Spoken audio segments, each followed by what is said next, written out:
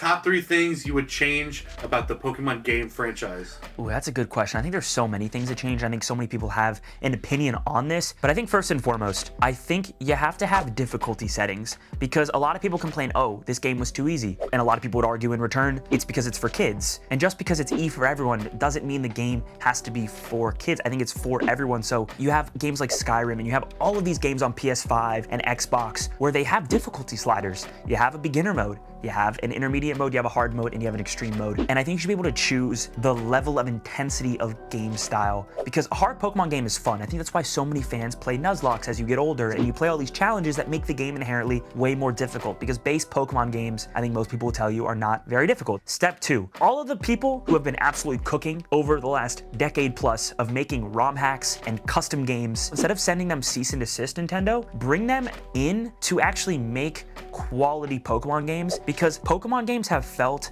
the same, and obviously the formula is very specific and very straightforward, but I feel like when you have to file a patent to have capturing creatures as a mechanic, you know you're losing. When you have to sue the creators of Pal World and people are saying that the new Digimon game is gonna be better than Pokemon, I think you know you're losing, or at least there's now pressure for the first time. And so I think you have to go bring in a new set of eyes, a new generation of creators who are going to make the games different, new. You can still have the old style Pokemon game, but give us a new game, a new style. In the era of, oh, the Switch 2 has PS4 graphics or Xbox One graphics, there have been some amazing open world games on those consoles. Give us an expansive map. Give us a huge map, right? I think that's the third thing I would change. Give us that open world feel. Give us that Spider-Man on the PS4 or Horizon Zero Dawn, some of my favorite games. Give us the creators of Expedition 33. That was a dev team of 30 people. That might win Game of the Year. Game Freak has 207 employees.